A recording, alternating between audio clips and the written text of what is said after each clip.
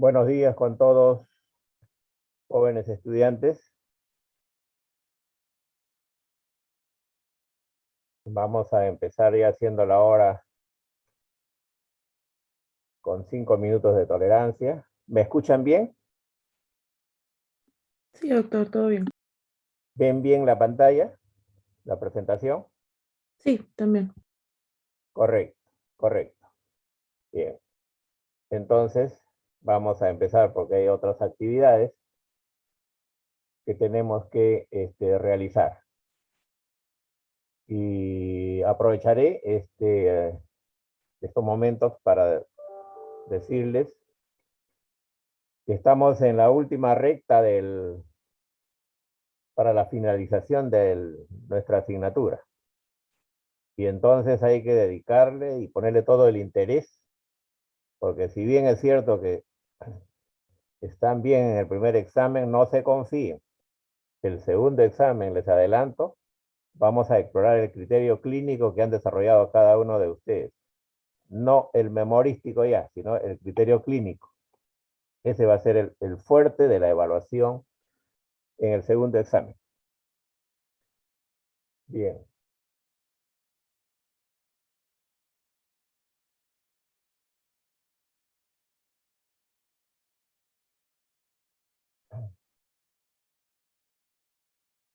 El tema de hoy día es rotura prematura de membranas. Este tema es muy importante porque en estudios realizados en diferentes centros de Lima y dentro de ellos en el Instituto Materno Perinatal Maternidad de Lima, se ha encontrado que la principal causa de morbilidad materna neonatal es el RPM, la ruptura prematura de membrana. Está a la cabeza, muy lejos a la cabeza de todos los problemas obstétricos que llegan a constituir rotura prematura de membranas y en la complicación, la corioamnionitis. Entonces, miren ustedes la importancia que tiene este tema, porque constituye uno de los aspectos más importantes en el campo de la obstetricia. Vamos a desarrollar el día de hoy en nuestra agenda, en primer lugar, el marco conceptual, la frecuencia, los factores de riesgo, la fisiopatología, la clasificación, el diagnóstico, el manejo, el tratamiento, las complicaciones y terminamos con prevención y promoción. Todos ustedes conocen, y esta figura es para recordarles nada más, que el feto está envuelto por una membrana. Esa membrana que está pegada al feto es el amnios y la membrana pegada a la placenta es el corio, ¿no? En esta misma lámina ustedes pueden observar cómo en la parte inferior del útero, a nivel del cuello, hay una zona de menor resistencia para la fuerza que imprime las membranas ovulares. Entonces, esta parte que ustedes observan es la zona de menor resistencia, cerca al cuello. Allí entonces, ante la presencia de contracciones, de mayor presión, de mayor fuerza, puede romperse en cualquier momento, que es lo que ocurre en la llamada RPM. Acá tienen ustedes otra lámina para mostrar a ustedes en esta presentación podálica, fíjense cómo hay un espacio que se genera a nivel del cuello, ¿no? En esa relación feto y placenta, en esa membrana amniótica y zona de menor resistencia que hemos explicado. Y acá en esta otra lámina pueden ver ustedes cómo se rompe la membrana y entonces empieza a caer el líquido amniótico. Y saben ustedes que el líquido amniótico cumple un rol fundamental en la fisiología obstétrica. De tal manera que esta ruptura puede ser acá en esta parte, cerca al cervix, y le llamamos rotura baja, o también puede ser en algunas ocasiones una rotura en un espacio más alto, y se llaman roturas altas.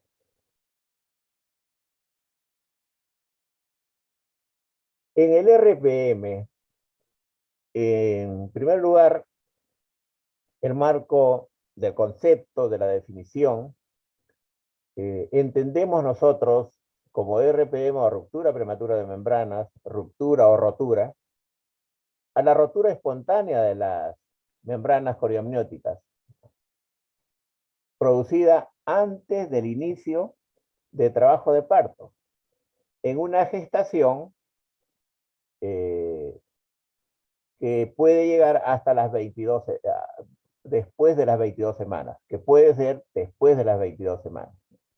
Si se produce una rotura antes de las 22 semanas, saben ustedes que eso es aborto.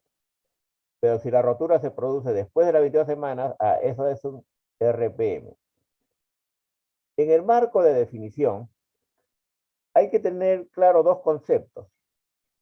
El RPM,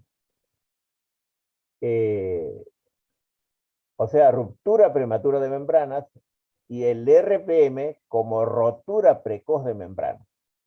¿Qué es una rotura prematura de membranas? Aquella rotura que se produce antes de iniciar la labor de parto. Fíjese el marco conceptual. ¿Eh? Y ruptura precoz de membrana es aquella ruptura que se produce en la labor de parto. Entonces, ambos son RPM, pero van a encontrar ustedes en la literatura RPM y RPM precoz. Entonces, no es lo mismo rotura prematura de membranas y rotura precoz de membranas. La rotura precoz es cuando ya se inició la labor de parto. Otro concepto que deben tener en cuenta ustedes es el RPM prolongado, o sea, que lleva mucho tiempo. Cuando hay una rotura, cuando hay una pérdida de líquido mayor de 24 horas, estamos frente a un RPM prolongado, ¿no? O sea, lleva ya muchas horas, muchos días perdiendo líquido y ese es RPM prolongado. La frecuencia del RPM varía en diferentes centros, en el Perú y en el mundo varía. Varía entre 4 y 18% de los partos, ¿no? Nosotros tenemos en nuestras estadísticas, en diferentes centros también, algunos reportan 9%, 12%, 16%, ¿no? Y en su mayoría, en el 50% de estos RPM es en el pretérmino, ¿no? La mayor parte de RPM está asociado a parto pretérmino, ¿no? Y esto estadísticamente contribuye en el 20% de todas las muertes perinatales, o sea, de ahí la importancia en el marco de todo lo que hemos señalado. Hay factores de riesgo para RPM. Y los factores de riesgo, aquí hay un listado bastante nutrido de factores que conllevan o que motivan que las membranas se rompan antes de llegar a la última fase de la labor de parto, ¿no? Del embarazo y de la labor de parto. Porque las membranas deben romperse ya cerca del periodo expulsivo o en el expulsivo, pero si se rompe antes o mucho antes, ahí viene el problema, ¿no? Entonces, siempre el antecedente es importante y los partos pretérminos son factores de riesgo, ¿no? Por otro lado, cuando hay un cuello uterino corto o cuando hay un cuadro conización cervical. La mujer ha sido operada, se ha intervenido el cuello, entonces estamos frente a un cuello corto, posoperado, y eso puede llevar a un cuadro de ruptura prematura de membrana, o también podemos estar frente a un cuadro de incompetencia cervical, producto de la intervención quirúrgica en el cuello. El otro factor de riesgo son las infecciones. Las infecciones cérvico-vaginales, aquellas mujeres que tienen flujo vaginal abundante, tienen una vaginosis bacteriana, pero también hay otro tipo de infecciones muy frecuentes en nuestro medio, que son las infecciones urinarias. Estas son muy, muy importantes porque en nuestro medio es frecuente la infección urinaria y la vaginosis bacteriana como causa de RP, ¿no? Las hemorragias en la segunda mitad del embarazo, el índice de masa corporal bajo, cuando hay bastante o una marcada sobredistensión uterina, por ejemplo, en el embarazo gemelar, en el embarazo múltiple, el polidramnio, la macrosomía fetal, hay una sobredistensión uterina, entonces ahí puede producirse un RP. En nuestras mujeres de condición social baja, las mujeres pobres, que no tienen control prenatal adecuado, o no se controlaron, o es el control deficiente, estos son candidatas a hacer un RPM. En aquellas mujeres que tienen antecedentes de tabaquismo, en aquellas mujeres donde hay deficiencia de vitamina C, zinc y cobre, y también hay que llamar la atención, que son factores de riesgo, en aquellas mujeres que tienen vida sexual en las últimas semanas. Saben ustedes, jóvenes, que las relaciones sexuales, el coito en el embarazo no se prohíbe, pero tampoco se estimula, y se restringe en las últimas semanas precisamente para evitar estos problemas de infecciones locales o de RPM, ¿no? Entonces, cuando usted le pregunte si puede, la gestante, si puede tener relaciones, no se prohíbe, pero si hay amenaza de aborto o estamos al final de la gestación ya, sí hay que restringirla para que no haya este problema. Y algo que en la práctica obstétrica se agrega y se presenta con mucha frecuencia, es las iatrogenias que hacemos nosotros en los centros obstétricos, sobre todo en los lugares donde hay centros que hacen mucha labor académica, de práctica de estudiantes, internos, eh, residentes. Se hace uso y abuso del tacto vaginal. Y entonces esto puede llevar a un cuadro de RP. El tacto vaginal no debe ser un procedimiento, una práctica frecuente durante la labor de parto. Se maneja la clínica, se interpreta la clínica en la labor de parto, pero no se está a cada rato metiendo la mano o haciendo un examen, porque podrían ustedes eh, a través de esto llevar a un cuadro de ruptura prematura de membrana.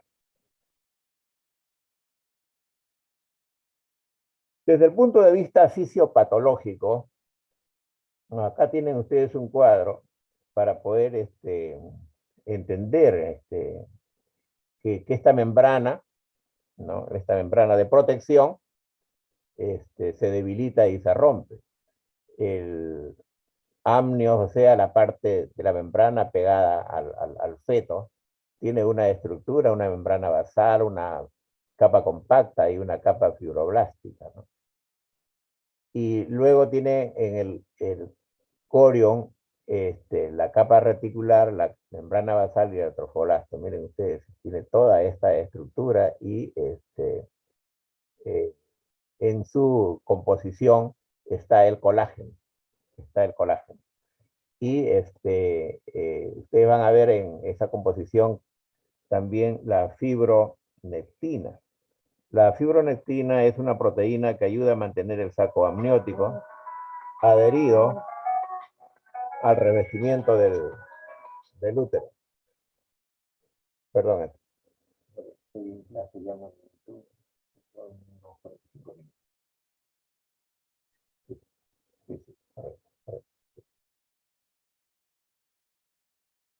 Bien, decíamos entonces que esa fibronectina, como vamos a ver más adelante, muy, muy importante a tener en cuenta, porque hoy día se utiliza incluso como medio diagnóstico.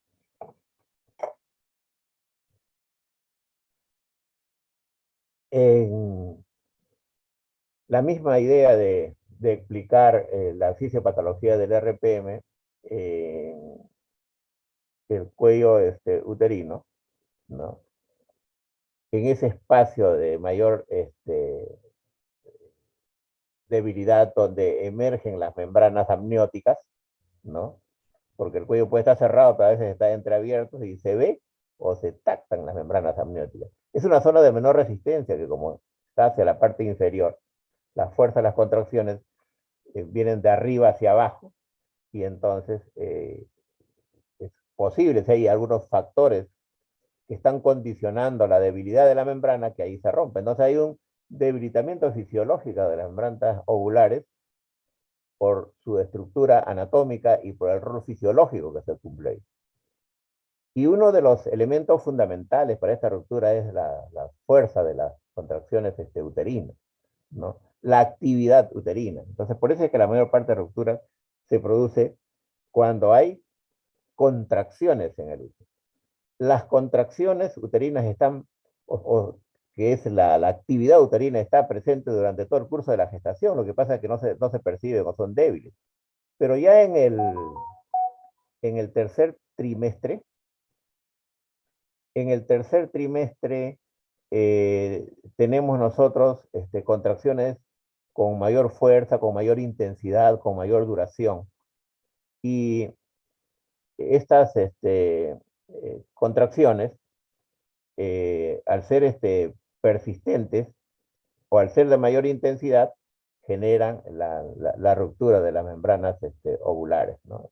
Puede darse esto porque hay condiciones entonces anatómicas y fisiológicas que con la fuerza de las contracciones, o las primeras contracciones, se pueden romper.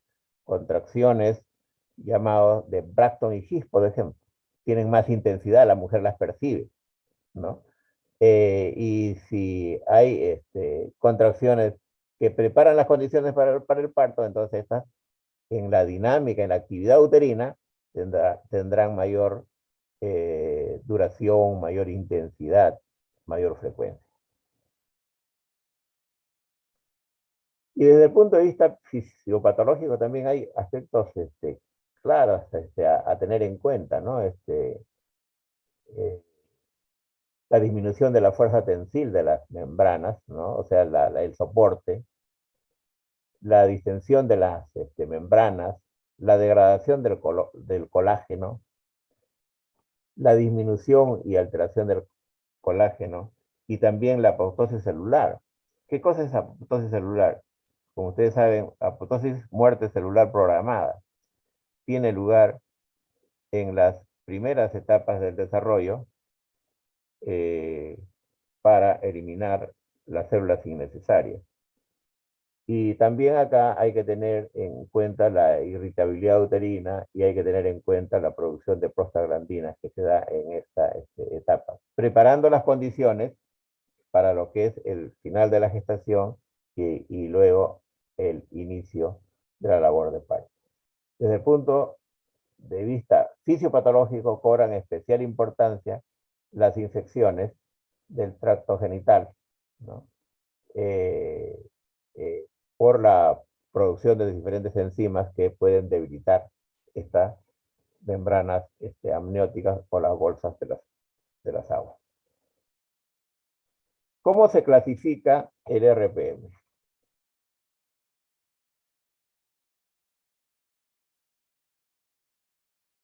Eh, en primer lugar, RPM a las 37 semanas o más. Cuando llegamos a las 37 a 38 semanas, como saben ustedes, la gestación ya está término. Y entonces el feto y el pulmón está maduro.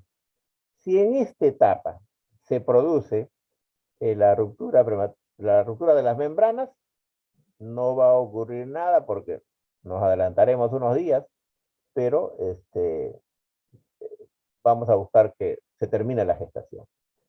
Pero si hay un RPM a las 32, 34, 36 semanas, o sea, este es pretérmino, tenemos nosotros acá que preparar las condiciones, hay que corroborar la edad gestacional, las condiciones del feto y el pulmón maduro del feto.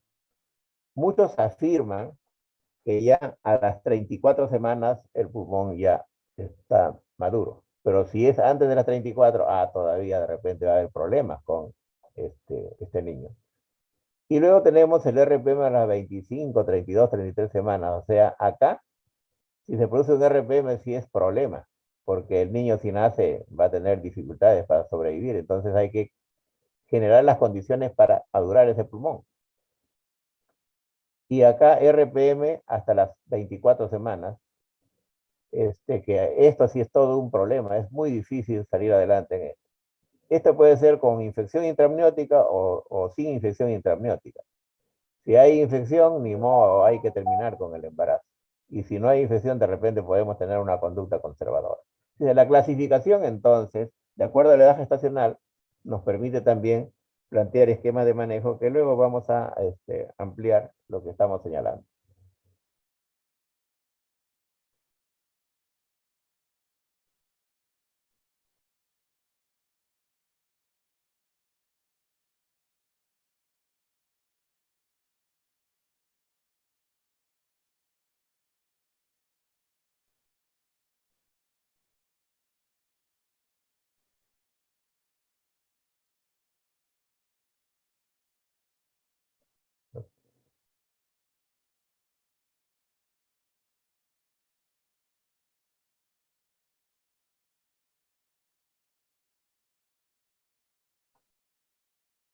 Pasa que no está avanzando. Ya, ahora, ahora sí. Bien. ¿Cómo hacemos el diagnóstico en el RPM?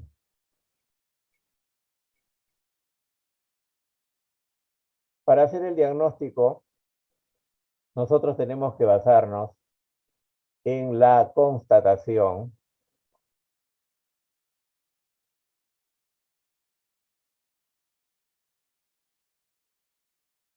de salida de líquido amniótico antes que se haya iniciado la labor de parto, hablando de ruptura prematura de membrana. O sea, la base del diagnóstico es observar la salida, ¿no? Y para observar, lo podemos hacer la paciente en decúbito dorsal, invitamos a que puje y vemos nosotros que emerge a través de los genitales el líquido amniótico. Pero en otras ocasiones, si no lo observamos, colocamos el espéculo y tras una maniobra de Valsalva, que significa que la paciente debe pujar, observamos nosotros con el espéculo la emergencia o la salida a través del cuello del líquido amniótico. O sea, es bastante sencillo. O lo observamos directamente o colocamos un espéculo y observamos la salida a través del cuello, ¿no? En un porcentaje que puede llegar hasta el 20 o 30%, dependiendo también de la experiencia de quien está atendiendo el caso, pueden haber dudas. No hay la evidencia de que se observe el líquido amniótico. Pero por otro lado, hay momentos en que pierde líquido y hay momentos que la mujer ya no pierde líquido. Sobre todo cuando hay rupturas cuando son un poco altas, ¿no? Entonces, puede haber confusión, ¿no? O puede tratarse de una hidrorrea en vagina durante la exploración física, ¿no? O también la zona puede estar contaminada y hay confusión. Entonces, eh, puede confundirse el líquido amniótico con la presencia de secreciones cervicales, la presencia de semen, sangre u orina. Pero un dato importante a que tengan ustedes en cuenta en la clínica es que la paciente va a referir una pérdida brusca de líquido. Doctor le va a decir, doctor o doctora, estaba caminando y de repente bruscamente me cayó un líquido que me mojó las piernas, que me chorreó las piernas. Y entonces cuando ustedes se examinan pueden constatar que efectivamente está mojada la cara interna del muslo, ¿no?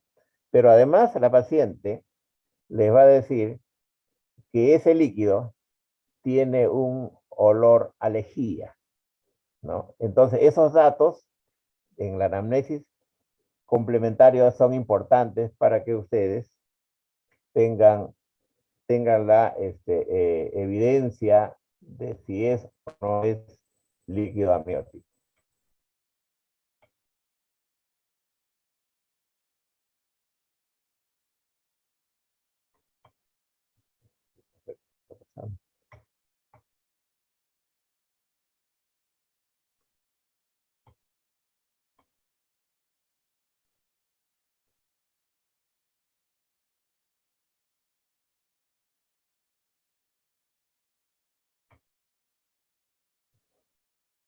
Entonces, la historia referida por la paciente de pérdida de líquido es importante que ustedes recojan, ¿no?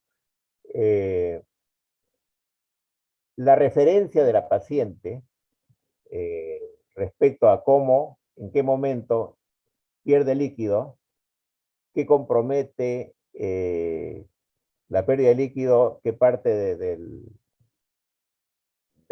espacio corporal de la mujer abarca o compromete, y las características que le refiere del color y el olor son importantes. Ese hecho que ella describe, ustedes lo van a constatar observando los genitales, porque hay veces cuando la ruptura es baja y es una ruptura evidente, ustedes en los genitales lo van a observar. Y en otras ocasiones va a ser necesario establecer el detalle a través del examen de observar la pérdida de líquido amniótico, que es de aspecto blanquecino, claro, para decir mejor, y en algunas ocasiones puede ser opaco, citrino, y cuando hay signos de sufrimiento, bañado de meconio o teñido de meconio. Ya decíamos que el olor es semejante al semen o a la lejía, el hipoclorito de sodio, ¿no? Y después de las 32, 35 semanas también a veces puede observarse una sustancia que le llamamos el vermis gaseoso. Eh, Confirmado el diagnóstico, una vez que ustedes han hecho la anamnesis, han observado con el espéculo, confirmado el diagnóstico, entonces ya vienen las medidas para el manejo, pero también desde acá surge una conducta que ustedes tienen que tener presente.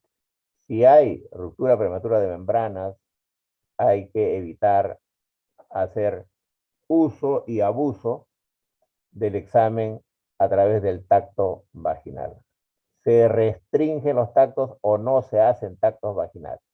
Ya ustedes corroboraron y entonces está limitado, está restringido los tactos porque eso va a incrementar la morbilidad.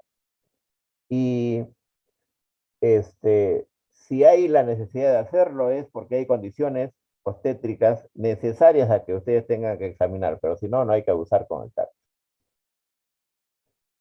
Una de las maniobras, uno de los procedimientos que se hace para corroborar cuando no observamos el líquido, porque les decía, hay un porcentaje de mujeres que no se evidencia el líquido amniótico. Entonces, hay que hacer la maniobra de Valsalva, ¿no? La maniobra de Valsalva, entonces, es invitando a que la mujer puje mientras ustedes se examinan, o tosa. Tose o puja y ustedes van a ver cómo sale el líquido amniótico y ustedes están observando con el espéculo correspondiente, ¿no? Y si aún así no tienen líquido amniótico, ustedes pueden presionar ligeramente el fondo uterino, ¿no? Para poder obtener líquido amniótico, que inicialmente les permite a ustedes corroborar el diagnóstico, pero también hay circunstancias que se necesita líquido para hacer estudios, como hacer las pruebas de maduración fetal, cultivo de secreción cervical, para hacer entonces pruebas complementarias. Otra maniobra en la clínica que se efectúa para corroborar el diagnóstico es la maniobra de Tarnier.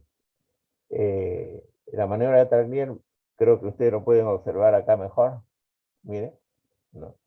La maniobra consiste en elevar la presentación por vía abdominal. Se miran acá en esta figura cómo van ambas manos por arriba del pubis y con eso levanto la cabeza. Levanto la cabeza fetal y entonces se emerge líquido, sale líquido a través del orificio cervical. Y si estamos con espéculo, entonces vamos a observar con mucha claridad la salida del líquido amniótico, ¿no? Si nosotros, aún con esto, seguimos con duda, hay otras pruebas confirmatorias de si es líquido amniótico lo que sale, si se ha roto la bolsa de las aguas o las membranas. Y una de las pruebas que utilizamos es el test de la nitracina, ¿no? Utilizamos un hisopo de algodón estéril, tomamos muestra de líquido amniótico del fondo de saco y tenemos nosotros un papel que va, que es el papel de nitracina, que va a virar del color inicial al color azul, demostrando que hay un pH alcalino, ¿no? Entonces, esta prueba se utiliza en los centros también para corroborar el diagnóstico de RPM, el test de la nitracina, ¿no? Acá tienen el preparado y ven ustedes cómo el color vira a azul y entonces confirmando de que es líquido amniótico lo que está emergiendo a través del cuello. Es bastante simple y lo tienen los centros hospitalarios. Pero hay otra prueba confirmatoria también que es el test de Fer, ¿no? Que también se toma muestra de líquido amniótico en el fondo de saco posterior, se coloca un portaobjetos y se extiende, se deja secar al aire, ¿no? Se extiende en el portaobjetos la secreción y se deja secar al aire. Y luego se observa en se observa en el microscopio que se han formado como si fueran unas hojas de helecho al secarse, ¿no? Entonces, a veces pueden haber confusiones, puede ser falso positivo, pero en otras ocasiones nos da buen resultado y corrobora que esto es líquido amniótico. Así se ve como unas hojas de helecho, ¿no? En la lámina portaobjetos. Es una prueba que también se usa en la prueba de Fer. Y tienen otra prueba que es el Agnisur Test, que es una prueba altamente precisa, ¿no? Mide la microglobulina 1 alfa placentaria y está presente en niveles altos del líquido amniótico, ¿no? No se afecta con la presencia de sangre o infección. Entonces, se investiga esta proteína y esta prueba, si bien es cierto que la literatura lo describe, los centros generalmente no tienen esta prueba, pero por fines académicos ustedes deben saberlo. Es otra prueba altamente sensible, ¿no? Que se puede tener en cuenta para hacer el diagnóstico en los diferentes centros de investigación o centros hospitalarios obstétricos de mayor desarrollo. Pero si algo tenemos que hacer en el medio, aparte de las pruebas que hay que saber o que hay que manejarlo, si algo tenemos nosotros que tener en cuenta, es que el estudio ecográfico que hoy día está al alcance de todos, es una prueba fácil de realizar porque todos los centros obstétricos tienen ecografía. Entonces hacemos una ecografía para ver las condiciones del feto, pero fundamentalmente cuando hay la sospecha de RPM, la disminución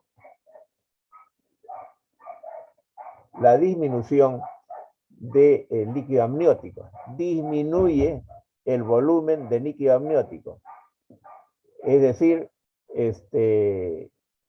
no hay o ha disminuido la cantidad de líquido amniótico. Entonces, ecográficamente, entonces yo puedo hacer el diagnóstico de RPM, ¿no? Pero ya que estoy haciendo una ecografía, también esto me permitirá confirmar la edad gestacional, estimar el crecimiento fetal, la maduración placentaria, y hay casos donde tengo que investigar y entonces también la ecografía me permite o me señala, me orienta, dónde puedo hacer la amniocentesis, o sea, la punción para obtener líquido y hacer los estudios correspondientes. La amniocentesis también es una prueba que en caso de duda de RPM puedo inyectar azul de Evans o indigo. Al inyectar estas sustancias que colorean, voy a observar después que en la vagina se mancha de azul y confirma el diagnóstico. Antes hacían estas pruebas con mucha frecuencia, hoy día se usa poco, pero son recursos cuando tengo dudas de que lo que está perdiendo la señora es líquido amniótico. Y finalmente la fibronectina fetal, que como hemos señalado, la determinación de fibronectina, que es una proteína, que ayuda a mantener el saco amniótico adherido al revestimiento del útero. Esto es una prueba que también se puede usar cuando es necesario, cuando es difícil hacer el diagnóstico. O sea, no todos los casos, entonces, llegamos a la conclusión que es líquido amniótico lo que pierde la señora. Hay a veces la necesidad de hacer las pruebas complementarias, de hacer estudios ecográficos, de hacer estas pruebas más sofisticadas, como determinar la presencia de esta proteína.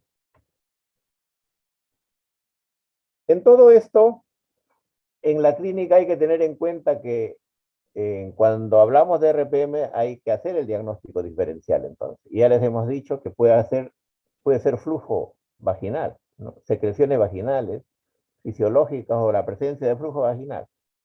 Entonces, que se puede confundir, que la paciente se confunde y cree que es líquido lo que está perdiendo y lo que hay este, es flujo, tiene una infección vaginal. Puede tratarse de infecciones severas, como una vaginosis bacteriana, o sea, la presencia de varios gérmenes en esta zona. A veces cuando hay un RPM y cuando esto se va complicando, se convierte en una infección polimicrobiana y entonces el flujo es en buena cantidad. Pero otras veces puede ser también eliminación de tapón mucoso, ¿no? Que es un líquido mucoso, claro, y puede confundirse. En otras ocasiones puede ser semen también. La señora ha tenido relaciones, entonces es eso lo que se observa. Y también hay casos, sobre todo en las multíparas, de la presencia de orina, o sea, la emisión voluntaria de orina. Todo esto entra en el diagnóstico diferencial. ¿Cómo manejamos estos casos? ¿No? ¿Cómo manejamos el RPM? ¿No? Entonces, cuando hay RPM, hay que hospitalizar a la paciente y someterla a reposo, ¿no? Hay que darle la importancia. No puede estar en su casa, no puede estar deambulando a la paciente porque el caso se va a complicar, ¿no? Entonces, en el manejo de esto, la primera medida es, esta paciente tiene que ser hospitalizada y ser sometida a reposo, un reposo de manera rígida para evitar mayores complicaciones. Y también se toma la determinación de restringir los exámenes vaginales, los tactos vaginales. Se monitorea a la paciente, controles frecuentes, se evalúa sobre todo la actividad uterina.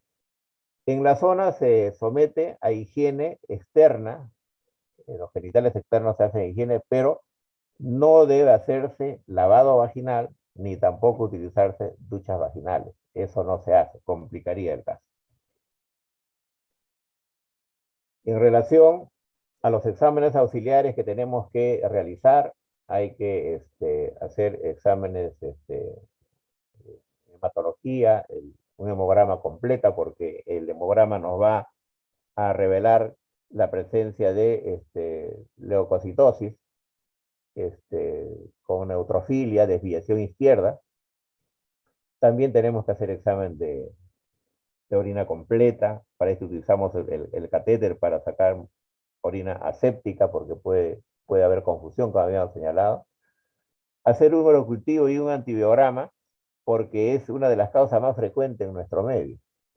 Hacer otras pruebas para determinar si hay o no hay infección, como hacer el PCR seriado, ¿no?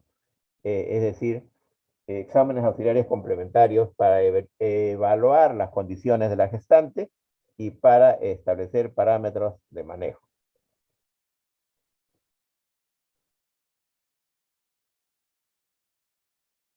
Cuando estamos frente a una ruptura prematura de membranas y el embarazo está a término o con más de 37 semanas, el manejo y la decisión es fácil.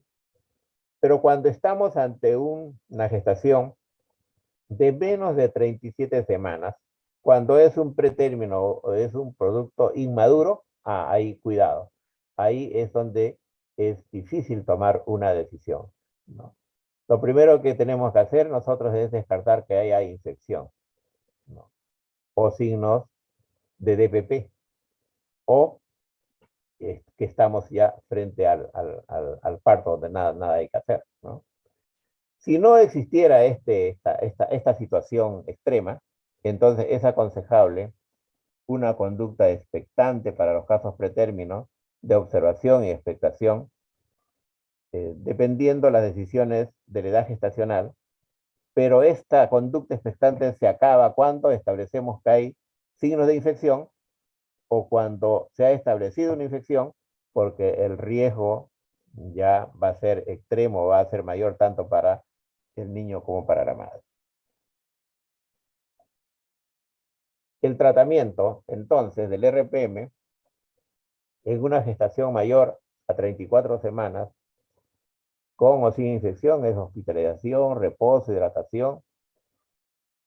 Los antibióticos clásicos que usábamos para el RPM era la ampicilina y también la gentamicina. Y entonces han pasado los años, la ampicilina ha sido muy trajinada, muy usada, lo usaban los pacientes por sus propias iniciativas, por sus propios medios, y entonces ha generado mucha resistencia bacteriana. Hoy día usamos nosotros en el RPM la cefalosporina. Todavía se usa ahí donde no haya, sospechemos que no haya resistencia a la gentamicina, pero ya la ampicilina lo usamos muy poco porque hay mucha resistencia. Pero sí usamos las cefalosporinas y en los aminoglucósidos, la gentamicina, también puede usarse la amicacina, ¿no? Y se toma la decisión, si ya tiene más de 34 semanas, de terminar la gestación dentro de las 24 horas, espacio que nos permite tomar las mejores medidas y evaluar si hay las condiciones obstétricas para parto vaginal o en todo caso termina en cesárea.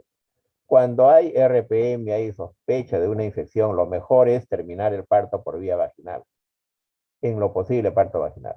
Pero si no hay las condiciones, se tiene que practicar una cesárea. Pero saben ustedes que la contaminación de la pared y las complicaciones de infección van a ser un riesgo permanente.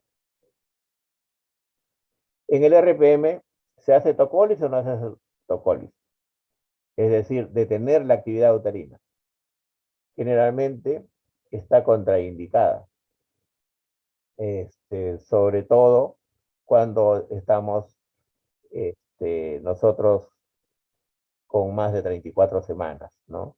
Ya entendemos que hay viabilidad, que hay posibilidad de sobrevivencia del feto, entonces no necesitamos nosotros detener la actividad uterina, que termine, porque es lo mejor para la paciente y evitar así casos de infecciones mayores, ¿no? Se hace tocólisis en casos particulares de aquellos que tienen menos de 34 semanas de gestación y se hace con la idea de madurar el pulmón, de mejorar las condiciones del feto, en la medida en que no haya infección severa o que la infección avance, porque si hay infección, cualquiera que sean las condiciones, vamos a tener que terminar con el embarazo. La neuroprotección se hace con sulfato de magnesio, como todos ustedes saben, ¿no? Y en los casos pretérmino. ¿Cuáles son las complicaciones del RPM?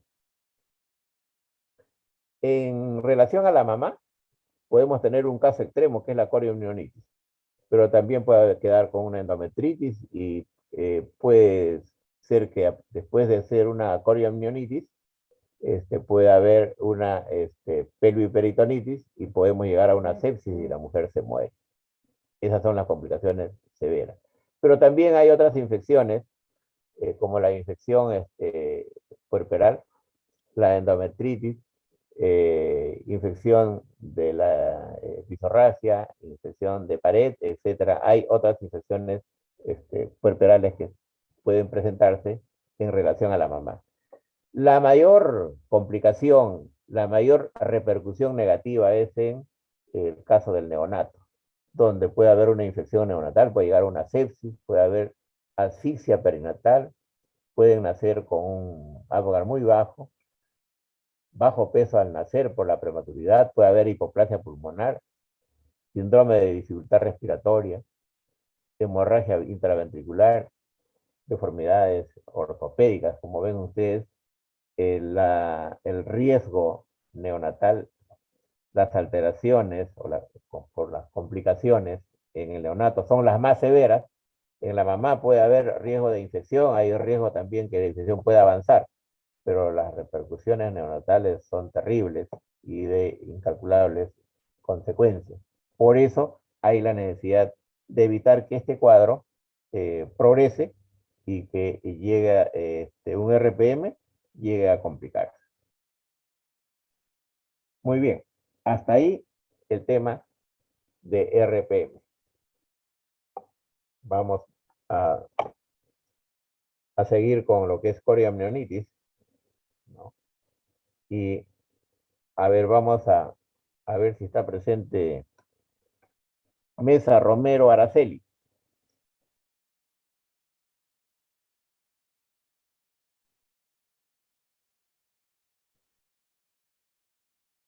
Mesa Romero Araceli, perdón.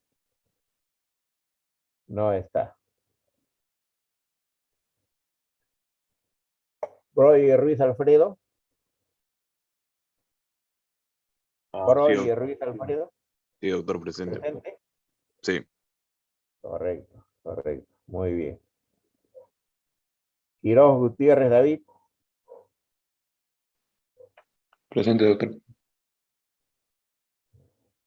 Muy bien. Yufra Loaiza Cristian.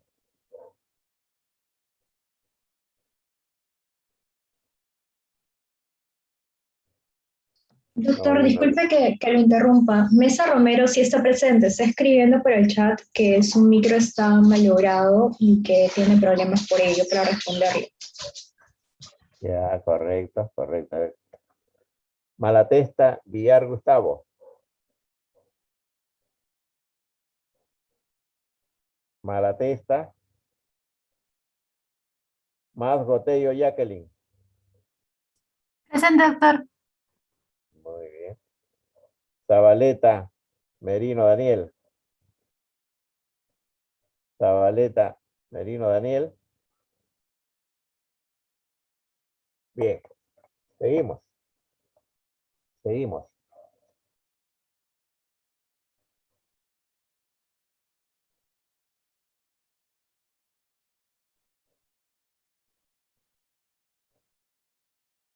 Bien. La coriomionitis, que es el otro tema que nos toca desarrollar, desde el punto de vista conceptual, es la infección inespecífica de la cavidad amniótica y sus anexos. Eventualmente se infecta el feto, ¿no? O sea, no solamente es la infección de las membranas del líquido, sino también hay infección en el feto, ¿no? En una gestación mayor de 22 semanas, ¿no? Una coriamnionitis, o sea, una infección, ocurre con membranas rotas, pero también puede ocurrir con membranas íntegras. Así que hay que tener en cuenta este elemento en el marco conceptual. No necesariamente para que haya coriamnionitis tiene que estar la membrana rota. Puede darse también con membranas íntegras. ¿Cuál es la causa? Es una infección polimicrobiana, porque pueden estar presentes gérmenes aeróbicos y anaeróbicos, ¿no? Puede haber varios gérmenes presentes acá. Y se ha aislado cuando se han hecho estudios bacteriológicos, la Escherichia coli, el estreptococo grupo B, bacteroides, y últimamente se describe la presencia de anaerobios como el Mycoplasma hominis y también la Clamidia trachomatis. Anaerobios como por ejemplo el Clostridium welch, que cuando está presente es terrible. Una infección por Clostridium welch se lleva en cortísimo tiempo a la paciente, ¿no? Entonces, los gérmenes pueden ser gram positivos, gram negativos, pueden ser gérmenes anaerobios, e incluso los que hay en la vaginosis bacteriana que ustedes conocen, los que producen la vaginosis bacteriana pueden estar presentes en este tipo de infecciones, ¿no? Es una infección, entonces ustedes no saben por qué germen se ha producido. Y hay algunos que pueden ser muy, muy agresivos, dependiendo también del factor terreno, o sea, las condiciones generales de la paciente, y dependiendo también estas infecciones, la vía que aborden. Todo esto hay que tener en cuenta, pero que quede claro que no hay un solo germen, a veces se asocian, y que lo ideal sería para esto hacer un estudio bacteriológico, ¿no? Identificar el germen, pero a veces no hay las condiciones para hacerlo, o en todo caso pasa el tiempo y no es posible identificar el germen, y entonces el tratamiento que vamos a hacer lo hacemos en orden de frecuencia antes que la identificación del germen, que sería lo correcto, que sería lo ideal. También hay que tener en cuenta que sobre coriamnionitis, esta es una patología propia del embarazo, que el compromiso, la inflamación o infección es tanto del corio, del amnios y la placenta, y que esto incrementa la mortalidad materna y neonatal. Fíjense ustedes acá, en este gráfico, cómo está la infección. En primer lugar, el líquido amniótico está infectado, no está en la presencia de gérmenes. Esta gráfica para mostrar a ustedes, ¿no? La infección fue por vía ascendente, miren. Los gérmenes provienen de vagina, ingresan a veces del medio externo, ingresan por vagina, atraviesan el cuello y comprometen toda la cavidad amniótica contaminando el líquido amniótico. Contaminan también las membranas que cubren y contaminan también el feto y la placenta. O sea, es una infección que compromete todas estas estructuras. Desde el punto de vista epidemiológico, se describe un 1 a 2% de todos los embarazos, siendo frecuente o más frecuente en los partos prematuros. Y desde el punto de vista fisiopatológico, se describe la vía ascendente, la vía hematógena y la vía transparietal, ¿no? La ascendente es la más frecuente, O sea, se comunica el medio externo con la vagina, el cuello y sigue, ¿no? La cavidad amniótica y sigue ascendiendo, llega a las trompas y puede llegar al peritoneo. Esta es la vía ascendente. Vía hematógena en algunas condiciones o transplacentaria, ¿no? Hay determinadas condiciones de una infección en la madre y entonces llega a través de la vía hematógena a comprometer el producto envuelto en la cavidad amniótica, ¿no? Y la vía transparietal es otra de las vías, ¿no? Que se puede presentar y que permite el compromiso y ascenso de gérmenes, ¿no? Por la vecindad correspondiente. Hay también otras vías que se describen acá, ¿no? Hay vías, por ejemplo, donde la paciente tiene una infección peritoneal, ¿no? Y entonces, a través de las trompas, va a llegar a comprometer el feto, ¿no? O sea, hay una infección de otro tipo.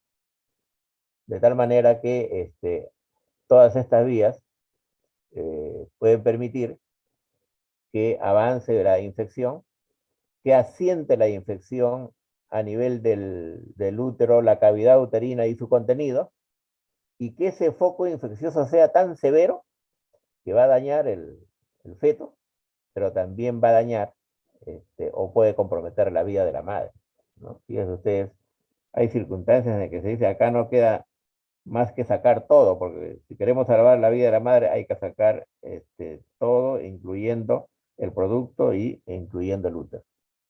A esas circunstancias se puede llegar en estos casos, ¿no? ¿Cuáles son los factores de riesgo para corioamnionitis, ¿no? Cuando hay una corioamnionitis prolongada, o sea, mucho tiempo, las membranas rotas, ¿no? El RPM es de muchos días, de muchas horas, de muchos días, entonces hay una mayor posibilidad que se avance hacia una corioamnionitis. Cuando se realizan muchos tactos vaginales, cuando se pierde el tapón mucoso con mucha anticipación, cuando hay aumento del pH vaginal y hay ausencia de moco cervical, que moco cervical tiene, como ustedes saben, una acción antimicrobiana. Cuando hay condiciones generales de la paciente, con anemia, con bajo nivel de zinc. Cuando hay trabajo de parto prolongado y cuando hay incompetencia cervical, polidramio. Todos estos son factores de riesgo para que avance y desarrolle una infección mayor. También cuando tenemos nosotros que ver la parte clínica, tenemos que empezar por identificar que hay un cuadro doloroso a nivel del hemiabdomen inferior, a nivel del cuerpo uterino. Hay una mayor sensibilidad uterina, ¿no? Si observamos el líquido amniótico de una paciente con corioamnionitis, este líquido amniótico es purulento y con mal olor. Se puede presentar fiebre materna, taquicardia fetal. Y hay alteraciones de la frecuencia cardíaca fetal. Puede haber un DIP2 o DIP3, o sea, el feto entró en sufrimiento, ¿no? Y cuando hay un aumento de la actividad uterina, o sea, hay una mayor actividad uterina, esto está revelando que esa irritabilidad uterina tiene un punto de partida y un punto de aplicación, que es la infección, que es el foco infeccioso. ¿Qué criterios diagnósticos tenemos que tener en cuenta cuando estamos frente a una corioamnionitis? En primer lugar, la historia clínica, es fundamental la historia. La anamnesis, identificando cuándo empezó la pérdida de líquido o la ruptura prematura de membranas, si hay o no hay riesgos asociados. Luego tenemos nosotros el examen físico para identificar los signos correspondientes. Y finalmente tenemos que hacer los exámenes auxiliares para evaluar la magnitud de la infección.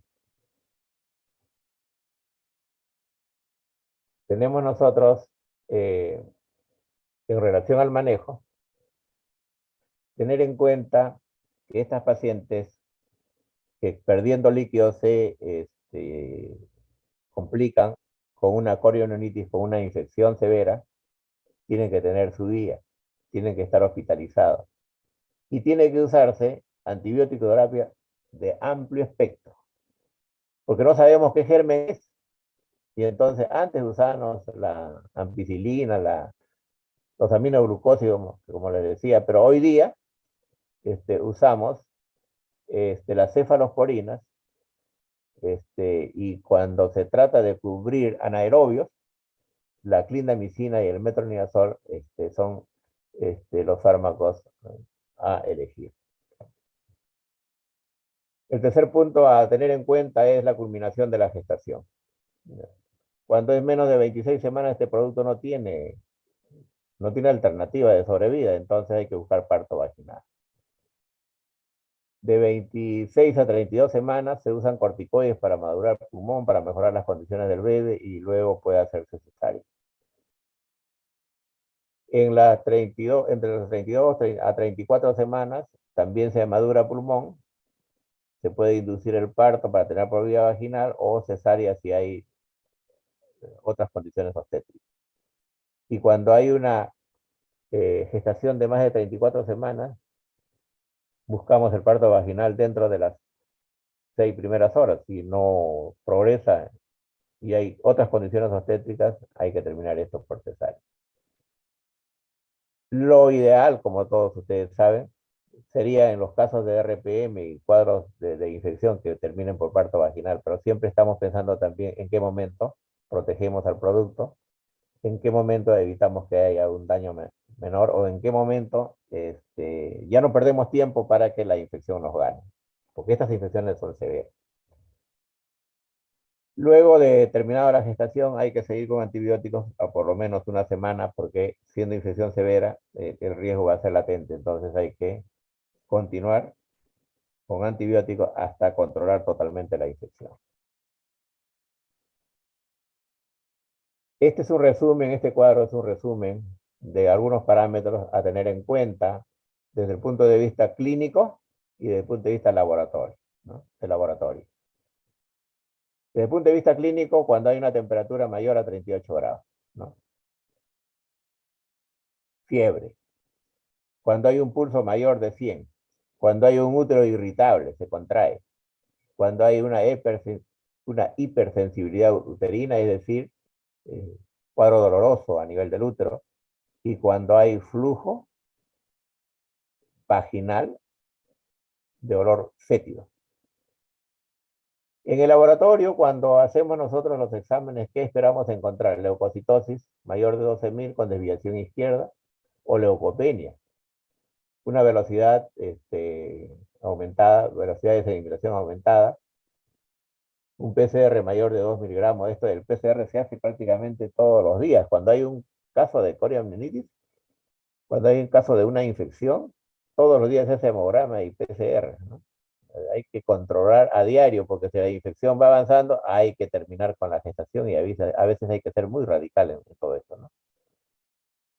Si hay la posibilidad de ese cultivo de líquido amniótico, sería excelente. No siempre existe esto, ¿no? Y cuando hay DIP2, DIP3, es decir, el monitoreo nos revela que hay alteración de los test que estamos haciendo, esto nos sirve también para evaluar la magnitud de la infección y terminar con la gestación. ¿Qué conductas, qué medidas, entonces, a manera de resumen, tenemos que asumir en los casos de corioamnionitis? La paciente tiene que ser hospitalizada y tener una buena vía, ¿no? Vena permeable, usar líquidos y medicamentos por vía endovenosa. Para eso nos sirve la vía, ¿no? Paciente hospitalizada. Hay que hidratar a la paciente, hay que controlar la diuresis, los signos vitales y hay que evaluar las condiciones de sepsis o no sepsis, ¿no? Si la infección es persistente, se nos está complicando el cuadro, hay que ser radical. Y ya no importa a veces el producto, importa la mamá, por la gravedad del caso, si no podríamos perder ambos. Y administrar antibióticos combinados. Antes decíamos era la ampicilina, ahora usamos la cefalosporina, ¿no? El tratamiento antibiótico es agresivo y es inmediatamente, de hecho, el diagnóstico, ¿no? El tratamiento antibiótico disminuye el riesgo de sepsis neonatal tardía. El tratamiento antibiótico básicamente va a tener una cobertura que va dirigida hacia la madre, pero es más difícil controlar la infección en el neonato, ¿no? Entonces, el uso de antibióticos lleva básicamente a proteger a ambos, pero de manera particular evitar infecciones severas, daño irreversible en el recién nacido. Se procurará que la terminación del embarazo sea por vía vaginal, pero hay casos en que desde el punto de vista de la evaluación obstétrica no hay las condiciones y va a terminar por cesárea. Aún existe riesgo de contaminación de la pared o de infecciones persistentes. Otra de las medidas a tomar y tener en cuenta en estos casos es evitar la fiebre intraparto. Deben saber ustedes que cada vez que en la gestante haya hipertermia, haya temperatura mayor de 38,5, el feto sufre, entra en sufrimiento, se daña o puede producirse la muerte intraútero. Entonces, por eso es que hay que evitar la fiebre y hay que iniciar tratamiento temprano, tratamiento agresivo, tratamiento amplio. En los casos de menos de 26 o 25 semanas, las posibilidades de sobrevida son escasísimas. Acá se busca parto vaginal y, como les digo, aún sea duro decirlo, pero ya el feto, el producto pasa a un segundo plano. Se trata de salvar a la madre. Una vez que termina el parto y salió la placenta, debe ser estudiada. Lo correcto es que la placenta también se estudie y se haga un cultivo de placenta. ¿Cuál es el pronóstico en los casos de corioamnionitis? El pronóstico materno es que las madres pueden desarrollar endometritis puerperal y posterior puede quedar una secuela, puede quedar adherencia, un síndrome adherencial. Esos son los casos luego de haber controlado, haber salvado a una mujer de una corioamnionitis. ¿Y cuál es el pronóstico del neonato, ¿no? Los niños tienen una elevada probabilidad de morir, ¿no? Por la sepsis, porque van a presentar síndrome de distrés respiratorio, neumonía, sepsis neonatal, hemorragia intraventricular, leucomalacia periventricular. Este pronóstico será mayor y más grave en los casos de los niños prematuros. Finalmente, ¿cómo abordamos este tema de RPM y corioamnionitis desde el punto de vista preventivo, ¿no? La prevención y la promoción de la salud materna y neonatal es fundamental en estos casos, ¿no? Incidiéndose en un control prenatal precoz, oportuno, regular, ¿no? Seguimiento regular, disciplinado, para poder detectar a tiempo estas complicaciones y evitar que se lleguen a situaciones extremas de infecciones severas que van a poner en riesgo la vida de la mamá y del niño. En segundo lugar, mientras se controla el embarazo, hay que detectar los factores de riesgo y enseñar a la paciente, enseñar a la gestante, enseñar a la pareja la identificación de los signos de alarma. En tercer lugar, cuando hay infecciones en la mamá, sean cérvico-vaginales o infecciones urinarias, cuidado. Esto tiene que ser tratado. Ese foco infeccioso de infección cérvico-vaginal, ese foco infeccioso con bacteriuria sintomática o asintomática es una situación de riesgo que se va a agravar y que puede llevarnos a RPM y toda la cadena de complicaciones que ya hemos explicado. En cuarto lugar, es conveniente que cuando haya situaciones de riesgo o haya indicios de este problema, tiene que haber el reposo adecuado de la gestante, los cuidados y el reposo adecuado. No puede estar como otras pacientes circulando, deambulando, trabajando. Aquellas mujeres que trabajan en el comercio ambulatorio, por ejemplo, empujando la carreta, no.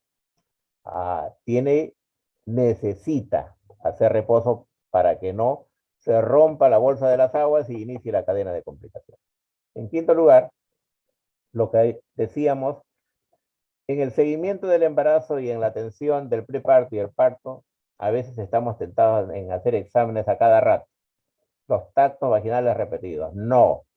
Se maneja más la clínica y solo cuando es necesario, con las medidas de asepsia correspondientes se hacen los tactos. El uso y abuso del tacto vaginal puede llevar a RPM. Y finalmente, mencionamos acá que el manejo adecuado de la incompetencia cervical es importante. Cuando hay operaciones en el cuello es un factor de riesgo muy elevado para que lleguemos a un RPM. En ese caso, hay técnicas para evitar que se abra el cuello, que se rompa la bolsa de las aguas, y debe ser manejado como caso de alto riesgo, muy cerca por el ginecólogo obstetra, para que no pierda líquido primero, avance una infección y finalmente se pierda el producto. Entonces, las medidas preventivas son fundamentales. Las medidas de difusión, los alcances de promoción de la salud, los alcances en el campo materno y en el campo neonatal que debemos nosotros difundir son importantes para el cuidado y el autocuidado durante la gestación. Creo que esa es la última. Sí. Muy bien. Gracias por su atención. ¿De repente existe alguna pregunta, alguna duda de parte de ustedes?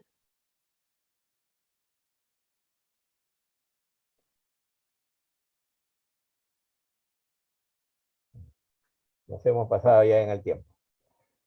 Muy bien.